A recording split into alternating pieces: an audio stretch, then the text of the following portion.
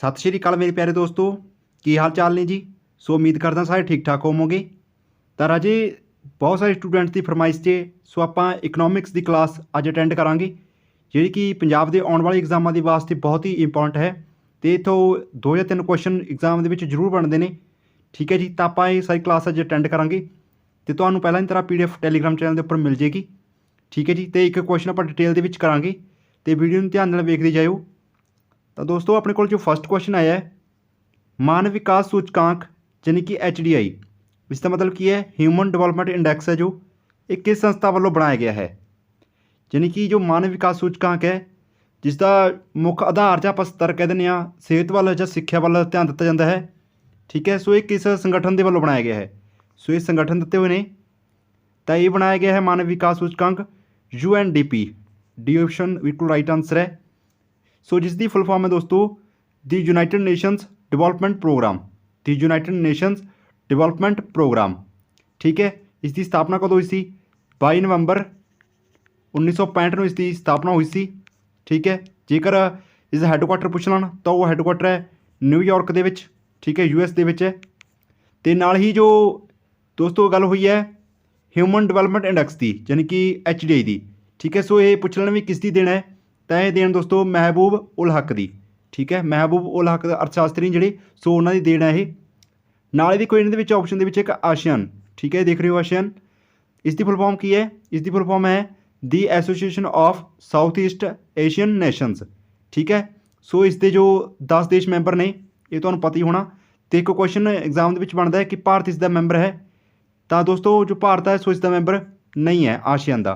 ठीक है, सो ये याद रखना तुसी, ये बहुत ही क्वेश्चन इंपॉर्टेंट मन्ना जाता है तो याद रखियो। नैक्सट क्वेश्चन की गल करते हैं राजी। भारत विच राष्ट्रीय आमदनी की गणना हेठां विचों किस दे द्वारा की जाती है? जिन्हें भी क्वेश्चन करावांगी तुहानूं सारी ही इंपॉर्टेंट करावांगी। राष्ट्रीय आमदन की जो गणना की जाती है वो की जाती है दोस्तों केंद्रीय अंकड़ा संगठन के द्वारा। सी ऑप्शन बिल्कुल राइट आंसर है, यानी कि सेंट्रल स्टैटिस्टिकल ऑर्गेनाइजेशन के द्वारा। ठीक है जी, तो केंद्रीय अंकड़ा संगठन की है सो एक जो है सरकारी एजेंसी है दोस्तों भारत की जिहड़ी कि अंकड़े नूं विकसित करने के लिए जिम्मेवार है। ठीक है, तो जिहड़ी पूरी तरह जो लैसग्राफिकल यूनिट बनी हुई है तो यह है कित्थे है, ये दिल्ली के स्थित है दोस्तों। ठीक है, तो याद रखना केंद्रीय अंकड़ा संगठन जिहड़ी राष्ट्रीय आमदनी की गणना करती है। नैक्सट क्वेश्चन, बुल ते बीयर जो शब्दावली है इसका संबंध किस नाल है? राजे अपने को 4 ऑप्शन दित्तियां ने बुल ते बीयर शब्दावली। ठीक है, सो जिन्हें भी अपने एग्जाम आउणगे सारे के लिए इंपॉर्टेंट क्वेश्चन होणगे ये तो देखिए उन्होंने क्वेश्चन जरूर बन गए एग्जाम के। सो अपने पंजाब के खास करके तो बुल ते बीयर शब्दावली है दोस्तों ये है स्टॉक मार्केट के नाल। ऑप्शन नंबर ए बिल्कुल राइट आंसर है। ठीक है जी, जेकर वीडियो वधिया लग रही है सो MCQ के क्वेश्चन तुहानूं सीधा डायरैक्ट मिल रहे हैं तो लाइक जरूर कर दिया करो वीडियो नूं। तो स्टार मार्केट दोस्तों की है ये स्टॉक मार्केट। सो ये शेयर बाजार ने जिन्हें भी अपने जिसके खरीददार तो बेचने वालों का इकट्ठ होंदा है। ठीक है, जी भी आप कोई चीज़ खरीदते हैं या फिर बेचते हैं आप सो वो शेयर बाजारों का इकट्ठ होंदा है स्टॉक मार्केट जिथे चीज़ इकट्ठी की जाती है। ठीक है, तो जो कारोबार तो मालकी दावां का जो उसके मतलब कि आपके जो आप कह दें हक मालकी हक नूं दावे नूं दर्शाउंदा है। ठीक है जी, सो जिस दे विच जनतक स्टॉक नूं सूचीबद्ध प्रतिभूतियां शामिल कर दी जांदियां ने। ठीक है, स्टॉक मार्केट के विच। सो याद रखना option number A. Next question है राजे, 1 रुपए के नोट उत्ते किसके हस्ताक्षर होंदे हन? मोस्ट इंपॉर्टेंट क्वेश्चन है, बहुत बार एग्जाम के सीधा एवं क्वेश्चन पुट होया है। ठीक है, तो जो नवे बच्चे सो पहली बार ये वीडियो वेख रहे हैं। ठीक है जी, तो 1 रुपए के नोट उत्ते किसके हस्ताक्षर होंदे ने? और राजे होंदे ने वित्त मंत्रालय के सचिव दे। Option number C right answer, secretary ministry of finance. ठीक है जी, मिनिस्ट्री ऑफ फिनांस सैक्रैटरी जो वित्त मंत्रालय सचिव ने सो उन्होंने जो सिग्नेचर ने हस्ताक्षर होंदे ने 1 रुपए के नोट के उत्ते। बाकी जिन्हें भी आप ला लो 10 रुपए का 5 रुपए का। ठीक है, 100 रुपए का ਜਿਹੜੇ ਉੱਪਰ ਨੋਟ ਆ ਜਾਂਦੇ ਨੇ ਸੋ ਉਹਨਾਂ ਦੇ ਉੱਪਰ ਹਸਤਾਖਰ ਹੁੰਦੇ ਨੇ ਜੀ RBI ਗਵਰਨਰ ਦੇ। ਸੋ ਆਪਸ਼ਨ ਨੰਬਰ B ਦੇ ਵਿੱਚ ਵੇਖ ਰਹੇ ਹੋ। ਠੀਕ ਹੈ, ਤਾਂ ਇਹ ਫਰਕ ਆ ਦੋਨਾਂ ਦੇ ਵਿੱਚ ਯਾਦ ਰੱਖਣਾ ਤੁਸੀਂ। ਨੈਕਸਟ ਕੁਐਸਚਨ ਰਾਜੇ, ਵਿੱਤੀ ਸੰਸਾਰ ਦੇ ਵਿੱਚ ਵਰਤੇ ਜਾਣ ਵਾਲੇ ਪੱਤਰ FDI ਦੇ ਵਿੱਚ ਅੱਖਰ ਜੋ F ਕੀ ਦਰਸਾਉਂਦਾ ਹੈ? ਤੁਹਾਨੂੰ ਸਭ ਨੇ ਸੁਣੀ ਹੋਣਾ FDI। ਠੀਕ ਹੈ, ਆਪਾਂ ਸਭ ਨੇ ਸੋ ਆਮ ਭਾਸ਼ਾ ਦੇ ਵਿੱਚ ਜੋ ਬੈਂਕਿੰਗ ਦੇ ਵਿੱਚ ਸੁਣਦੇ FDI। ठीक है, FDI ਦੇ ਵਿੱਚ ਜੋ F ਸ਼ਬਦ ਹੈ ਇਹ ਕੀ ਹੈ, ਤਾਂ ਮੈਂ ਤੁਹਾਨੂੰ ਤਿੰਨਾਂ ਹੀ ਦੱਸ ਦੇਣਾ। ਜੋ FDI ਦੀ ਫੁੱਲ ਫਾਰਮ ਹੈ ਉਹ ਹੈ ਰਾਜੇ foreign direct investment, foreign direct investment. ਤਾਂ F ਦੀ ਪੁੱਛੀ ਗਈ ਸੀ ਤਾਂ ਕੀ ਹੋਏਗਾ ਫੋਰੇਨ, ਆਪਸ਼ਨ ਨੰਬਰ C ਇਸ ਦੇ ਵਿੱਚੋਂ ਬਿਲਕੁਲ ਰਾਈਟ ਆਨਸਰ ਹੈ। ਠੀਕ ਹੈ ਜੀ। ਸੋ ਇਸ ਤਰ੍ਹਾਂ ਤੁਸੀਂ ਕੁਐਸਚਨ ਯਾਦ ਕਰਨੇ ਨੇ। ਨੈਕਸਟ ਕੁਐਸਚਨ ਰਾਜੇ, ਭਾਰਤ ਦਾ ਸਭ ਤੋਂ ਵੱਡਾ ਸ਼ੇਅਰ ਬਾਜ਼ਾਰ ਹੈ ਜੋ ਹੇਠ ਲਿਖਿਆਂ ਵਿੱਚੋਂ ਕਿਹੜਾ ਹੈ? ਸ਼ੇਅਰ ਬਾਜ਼ਾਰ ਸੋ ਭਾਰਤ ਦਾ, ਤਾਂ ਦੋਸਤੋ ਜੋ ਭਾਰਤ ਦਾ ਸਭ ਤੋਂ ਵੱਡਾ ਸ਼ੇਅਰ ਬਾਜ਼ਾਰ ਹੈ ਉਹ ਹੈ ਮੁੰਬਈ। ਤੁਹਾਨੂੰ ਸਭ ਨੂੰ ਪਤਾ ਹੀ ਹੈ ਜੀ। ਸੋ ਮੁੰਬਈ ਦੇ ਵਿੱਚ ਸਭ ਤੋਂ ਜੋ ਸਟਾਕ ਮਾਰਕੀਟ ਹੁੰਦੀ ਹੈ ਸਭ ਤੋਂ ਜ਼ਿਆਦਾ ਹੁੰਦੀ ਹੈ।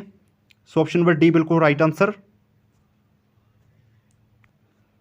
ਨੈਕਸਟ ਕੁਐਸਚਨ ਦੀ ਗੱਲ ਕਰਦੇ ਹਾਂ ਰਾਜੇ, ਹੇਠ ਲਿਖਿਆਂ ਦੇ ਵਿੱਚੋਂ ਕਿਸ ਨੂੰ ਬਲੈਕ ਗੋਲਡ ਕਿਹਾ ਜਾਂਦਾ ਹੈ?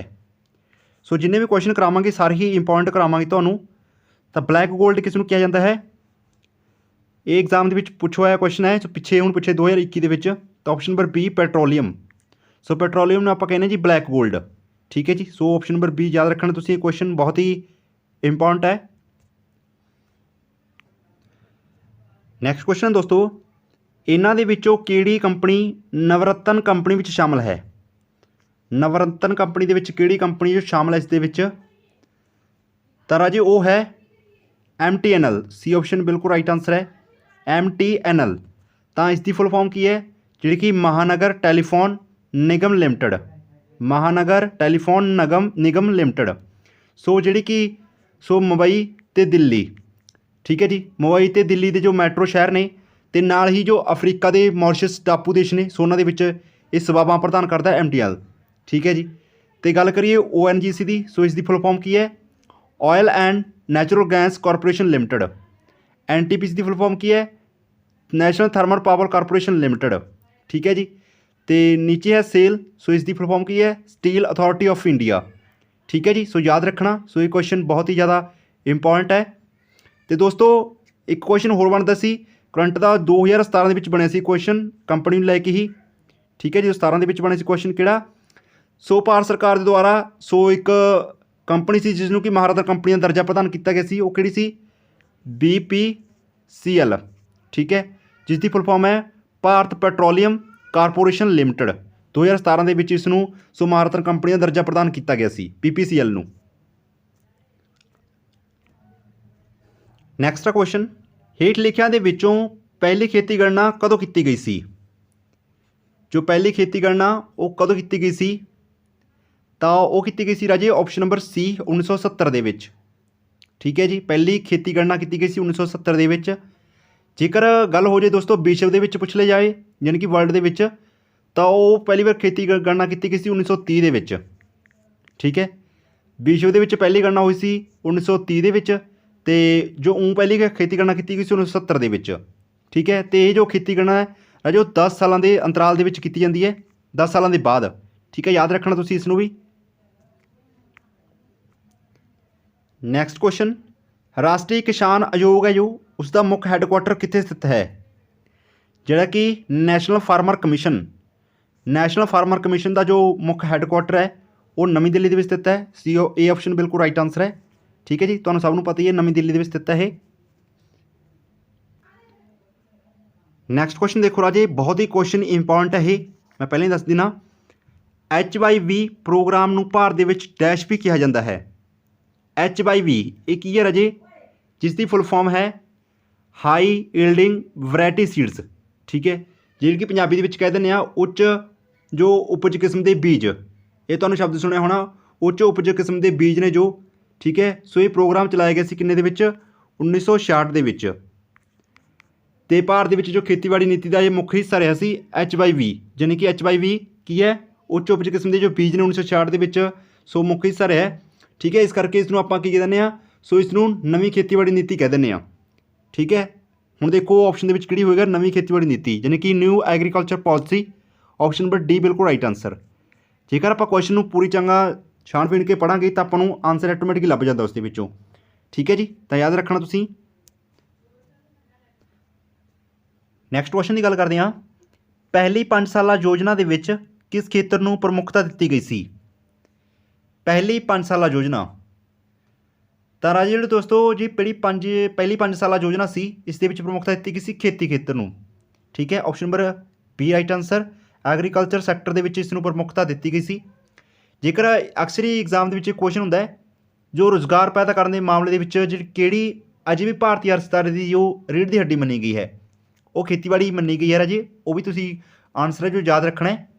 ਠੀਕ ਹੈ, ਅਤੇ ਕਈ ਵਾਰ ਪੁੱਛ ਲਿਆ ਜਾਵੇ ਜਿਹੜੀ ਇਹ 5 ਸਾਲਾ ਯੋਜਨਾ ਹੈ, ਠੀਕ ਹੈ, ਇਹ ਲਾਗੂ ਕਿਸ ਦੇ ਦੁਆਰਾ ਕੀਤੀ ਗਈ ਸੀ? ਇਹ ਜੋਸਫ ਸਟਾਲਿਨ। ਠੀਕ ਹੈ, ਨਾਮ ਯਾਦ ਰੱਖਿਓ, ਜੋਸਫ ਸਟਾਲਿਨ ਦੁਆਰਾ ਇਹ ਲਾਗੂ ਕੀਤੀ ਗਈ ਸੀ 5 ਸਾਲਾ ਯੋਜਨਾ। ਠੀਕ ਹੈ, ਯਾਦ ਰੱਖਿਓ। ਨੈਕਸਟ ਕੁਐਸਚਨ ਆ ਗਿਆ ਆਪਣੇ ਕੋਲ, ਰਾਸ਼ਟਰੀ ਨਿਯੋਜਨ ਦੇ ਵਿੱਚ ਰੋਲਿੰਗ ਪਲਾਨ ਦੀ ਧਾਰਨਾ ਲਾਗੂ ਕੀਤੀ ਗਈ ਸੀ। ਦੇਖੋ ਬਹੁਤ ਹੀ ਸੌਖੇ ਢੰਗ ਨਾਲ ਤੁਹਾਨੂੰ ਕੁਐਸਚਨ ਸਮਝਾਵਾਂਗਾ। ਇਹ ਰੋਲਿੰਗ ਪਲਾਨ, ਦੇਖੋ ਰੋਲਿੰਗ ਪਲਾਨ ਦੀ ਧਾਰਨਾ ਲਾਗੂ ਕੀਤੀ ਗਈ ਸੀ ਜਨਤਾ ਪਾਰਟੀ ਸਰਕਾਰ ਦੇ ਦੁਆਰਾ। ਸੀ ਆਪਸ਼ਨ ਬਿਲਕੁਲ ਰਾਈਟ ਆਨਸਰ ਹੈ। ਦੇਖੋ ਰੋਲਿੰਗ ਪਲਾਨ ਰਾਜੇ ਹੈਗਾ ਕੀ ਸੀ? ਇਹ ਰੋਲਿੰਗ ਪਲਾਨ ਦੀ ਜੇਕਰ ਆਪਾਂ ਗੱਲ ਕਰੀਏ ਤਾਂ ਸ਼ੁਰੂ ਤਾਂ ਕੀਤੀ ਗਈ ਸੀ ਜਨਤਾ ਪਾਰਟੀ ਦੁਆਰਾ। ਠੀਕ ਹੈ, ਜਿਹੜੇ ਕਿ ਮੁਰਾਰਜੀ ਦੇਸਾਈ ਸੀ, ਸੋ ਉਹਨਾਂ ਦੀ ਅਗਵਾਈ ਵਾਲੀ ਸਰਕਾਰ ਬਣਾਈ ਗਈ ਸੀ। ਠੀਕ ਹੈ, ਅਤੇ ਉਹਨਾਂ ਦੇ ਜੋ ਪਿਛਲੀ ਸਰਕਾਰ ਸੀ ਜਿਹੜੀ ਕਾਂਗਰਸ ਸਰਕਾਰ ਸੀ, ਇਹਨਾਂ ਦੇ ਪਿਛਲੇ ਸੀ। ਠੀਕ ਹੈ, ਅਤੇ ਉਹਨਾਂ ਦੀ ਜਿਹੜੀ 5 ਸਾਲਾ ਯੋਜਨਾ ਸੀ ਉਹਨੂੰ ਰੱਦ ਕਰ ਦਿੱਤਾ ਗਿਆ ਸੀ। ਜਿਵੇਂ ਕਿ ਹੁਣ ਆਪਾਂ ਲਾ ਲਓ ਜਿਹੜੀ ਸਰਕਾਰ ਬਣਦੀ ਹੈ ਉਹ ਪਿਛਲੀ ਜਿਹੜੀ 5 ਸਾਲਾ ਯੋਜਨਾ ਦੀ ਉਹਨੂੰ ਰੱਦ ਕਰ ਦਿੰਦੀ ਹੈ। ਇਸੇ ਤਰ੍ਹਾਂ ਜਿਹੜੀ ਜਨਤਾ ਪਾਰਟੀ ਸਰਕਾਰ ਸੀ ਉਸ ਸਮੇਂ ਦੀ ਜਿਹੜੀ ਸਰਕਾਰ ਬਣੀ ਸੀ ਮੁਰਾਰਜੀ ਦੇਸਾਈ ਦੀ।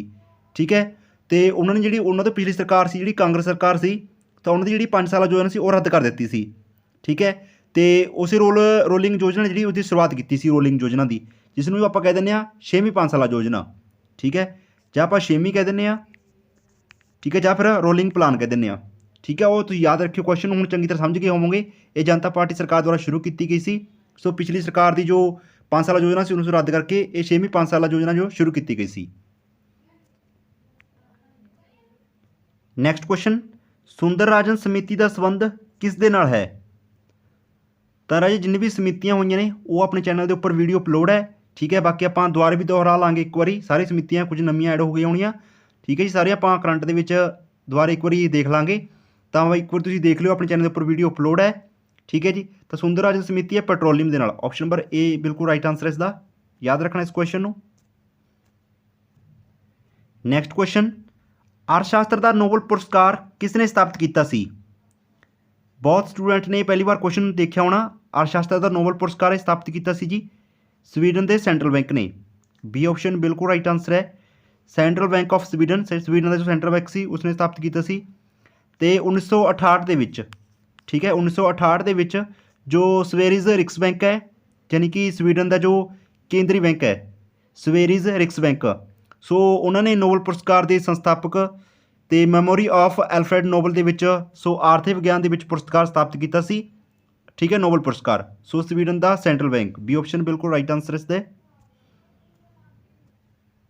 ਨੈਕਸਟ ਕੁਐਸਚਨ, ਟ੍ਰਿਪਸ ਅਤੇ ਟ੍ਰਿਮਸ, ਇਹ ਜਿਹੜੇ ਪਦ ਨੇ, ਜਿਹੜੇ ਸ਼ਬਦ ਨੇ, ਕਿਸ ਦੇ ਨਾਲ ਸੰਬੰਧਿਤ ਨੇ? ਟ੍ਰਿਪਸ ਤੇ ਟ੍ਰਿਮਸ ਇਹ ਸ਼ਬਦ ਨੇ ਦੋਸਤੋ WTO।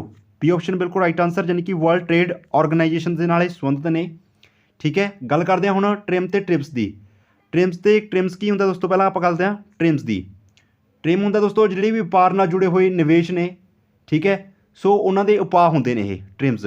ਜਿਹੜੇ ਵੀ ਜਿਵੇਂ ਆਪਾਂ ਕੋਈ ਵਪਾਰ ਹੈ ਸੋ ਵਪਾਰ ਕਰਦੇ ਹਾਂ ਉਸ ਨਾਲ ਜੁੜੇ ਹੋਏ ਜਿਹੜਾ ਨਿਵੇਸ਼ ਹੈ ਸੋ ਉਸ ਦੀ ਗੱਲਬਾਤ ਕੀਤੀ ਜਾਂਦੀ ਹੈ ਟ੍ਰਿਮਸ ਦੇ ਵਿੱਚ। ਅਤੇ ਟ੍ਰਿਪਸ ਦੇ ਵਿੱਚ ਕੀ ਗੱਲ ਕੀਤਾ ਜਾਂਦਾ ਹੈ? ਟ੍ਰਿਪਸ ਦੇ ਵਿੱਚ ਹੁੰਦੇ ਆ ਜਿਹੜੇ ਵਪਾਰਕ ਵਿਸ਼ੇਸ਼ ਅਧਿਕਾਰ ਹੁੰਦੇ ਨੇ। ਠੀਕ ਹੈ, ਸੋ ਉਹਨਾਂ ਵਪਾਰ ਨਾਲ ਜੁੜੇ ਵਿਸ਼ੇ ਹੁੰਦੇ ਨੇ ਟ੍ਰਿਪਸ ਦੇ ਵਿੱਚ। ਠੀਕ ਹੈ, ਨੈਕਸਟ ਆ ਕੁਐਸਚਨ, ਭਾਰਤ ਵਿੱਚ ਸਭ ਤੋਂ ਪਹਿਲਾਂ ਕਿਹੜੇ ਰਾਜ ਨੇ ਵੈਲਿਊ ਐਡਡ ਕਰ ਯਾਨੀ ਕਿ ਵੈਟ ਲਾਗੂ ਕੀਤਾ ਸੀ? ਤਾਂ ਸਭ ਤੋਂ ਪਹਿਲਾਂ ਜਿਹੜੇ ਰਾਜ ਨੇ ਵੈਲਿਊ ਐਡਡ ਕਰ ਲਾਗੂ ਕੀਤਾ ਸੀ ਵੈਟ, ਉਹ ਹੈ ਰਾਜੇ ਹਰਿਆਣਾ। ਡੀ ਆਪਸ਼ਨ ਬਿਲਕੁਲ ਰਾਈਟ ਆਨਸਰ ਹੈ। ਠੀਕ ਹੈ ਜੀ, ਸੋ ਸਭ ਤੋਂ ਫਸਟ ਰਾਜ ਹੈ ਵੈਲਿਊ ਐਡਡ ਕਰ ਲਾਗੂ ਕਰਨ ਵਾਲਾ ਹਰਿਆਣਾ। ਅਤੇ ਨਾਲ ਹੀ ਗੱਲ ਕਰੀ ਦੋਸਤੋ 2003 ਦੇ ਵਿੱਚ ਸੋ ਲਾਗੂ ਕਰਨ ਵਾਲਾ ਪਹਿਲਾ ਰਾਜ ਸੀ ਹਰਿਆਣਾ। ਤਾਂ ਇਹ ਯਾਦ ਰੱਖਿਓ 2003 ਦੇ ਵਿੱਚ। ਅਤੇ ਜੇਕਰ ਦੇਸ਼ ਲਈ ਪੁੱਛਿਆ ਜਾਵੇ ਵੈਟ ਲਾਗੂ ਕਰਨ ਵਾਲਾ ਪਹਿਲਾ ਦੇਸ਼ ਕਿਹੜਾ ਸੀ, ਤਾਂ ਉਹ ਸੀ ਫਰਾਂਸ। ਠੀਕ ਹੈ, ਰਾਜ ਸੀ ਹਰਿਆਣਾ 2003 ਦੇ ਵਿੱਚ ਲਾਗੂ ਕੀਤਾ ਸੀ, ਅਤੇ ਫਰਾਂਸ ਹੈ ਦੋਸਤੋ ਦੇਸ਼। ਸੋ ਇਹ ਵੀ ਯਾਦ ਰੱਖਿਓ। ਨੈਕਸਟ ਕੁਐਸਚਨ, ਭਾਰਤ ਵਿੱਚ ਮਾਲ ਅਤੇ ਸੇਵਾ ਕਰ ਯਾਨੀ ਕਿ GST ਕਦੋਂ ਸ਼ੁਰੂ ਕੀਤਾ ਗਿਆ ਸੀ? ਗੁਡਸ ਐਂਡ ਸਰਵਿਸ ਟੈਕਸ ਇਹ ਸ਼ੁਰੂ ਕੀਤਾ ਗਿਆ ਸੀ ਰਾਜੇ 1 ਜੁਲਾਈ 2017 ਦੇ ਵਿੱਚ। ਬੀ ਆਪਸ਼ਨ ਬਿਲਕੁਲ ਰਾਈਟ ਆਨਸਰ ਹੈ। ਸੋ ਯਾਦ ਰੱਖਣਾ ਇਸ ਕੁਐਸਚਨ ਨੂੰ।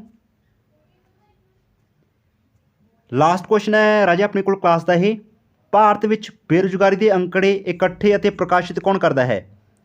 ਸੋ ਬੇਰੁਜ਼ਗਾਰੀ ਦੇ ਅੰਕੜੇ ਨੇ ਜੋ ਉਹ ਇਕੱਠੇ ਅਤੇ ਪ੍ਰਕਾਸ਼ਿਤ ਇਹ ਕਰਦਾ ਹੈ ਦੋਸਤੋ ਜੋ ਸੰਸਥਾ ਹੈ NSSO।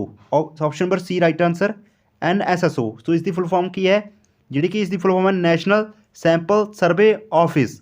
ਠੀਕ ਹੈ, ਨੈਸ਼ਨਲ ਸੈਂਪਲ ਸਰਵੇ ਆਫਿਸ, ਜੇ ਪੰਜਾਬੀ ਦੇ ਵਿੱਚ ਆਪਾਂ ਕਹਿ ਦਿੰਦੇ ਹਾਂ ਰਾਸ਼ਟਰੀ ਨਮੂਨਾ ਸਰਵੇਖਣ ਦਫ਼ਤਰ। ਠੀਕ ਹੈ, ਜਿਹੜਾ ਕਿ ਬੇਰੁਜ਼ਗਾਰੀ ਦੇ ਅੰਕੜੇ ਤੇ ਸੋ ਇਕੱਠੇ ਤੇ ਪ੍ਰਕਾਸ਼ਿਤ ਕਰਦਾ ਹੈ ਭਾਰਤ ਦੇ ਵਿੱਚ। ਸੋ ਇਹ ਵੀ ਕੁਐਸਚਨ ਰਾਜੇ ਬਹੁਤ ਹੀ ਇੰਪੋਰਟੈਂਟ ਸੀ। ਠੀਕ ਹੈ, ਤਾਂ ਇੱਥੇ ਕਲਾਸ ਤਾਂ ਰਾਜੇ ਹੁੰਦੀ ਆਪਣੀ ਸਮਾਪਤ। ਆਈ ਹੋਪ ਤੁਹਾਨੂੰ ਸਾਰੇ ਕੁਐਸਚਨ ਚੰਗੀ ਤਰ੍ਹਾਂ ਸਮਝ ਲੱਗ ਗਏ ਹੋਣਗੇ। ਤੇ ਜੇਕਰ ਵੀਡੀਓ ਵਧੀਆ ਲੱਗਦੀ ਤਾਂ ਪਲੀਜ਼ ਵੀਡੀਓ ਨੂੰ ਵੱਧ ਤੋਂ ਵੱਧ ਲਾਈਕ ਜ਼ਰੂਰ ਕਰ ਦਿਆ ਕਰੋ, ਸ਼ੇਅਰ ਆਪਣੇ ਦੋਸਤਾਂ ਨੇ ਵੱਧ ਤੋਂ ਵੱਧ ਸ਼ੇਅਰ ਕਰਿਓ ਜੀ। ਠੀਕ ਹੈ, ਜਿੰਨੇ ਵੀ ਸਟੱਡੀ ਗਰੁੱਪ ਨੇ, ਤੇ ਚੈਨਲ ਨੂੰ ਸਬਸਕ੍ਰਾਈਬ ਕਰਨਾ ਬਿਲਕੁਲ ਨਾ ਭੁੱਲਿਓ, ਨਾਲ ਵਾਲੀ ਬੈਲ ਆਈਕਨ ਨੂੰ ਜ਼ਰੂਰ ਪ੍ਰੈਸ ਕਰ ਲਿਓ ਤਾਂ ਜੋ ਤੁਹਾਨੂੰ ਸੋ ਆਉਣ ਵਾਲੇ ਜਿੰਨੇ ਵੀ ਆਪਣੀਆਂ ਸੋ एग्जाम ने सो उन्होंने ਦੀ प्रिपरेशन है जो चंगी तरह साढ़े नाल जुड़ के कर सको। सो इस तरह की बेहतर तैयारी ਤੁਹਾਨੂੰ कराते रहांगे अगे भी। सो चैनल नाल बने रहो, चैनल प्यार करते रहो। मिलते हैं नैक्सट टाइम नैक्सट वीडियो तद लिए okay, thank you, thanks for watching.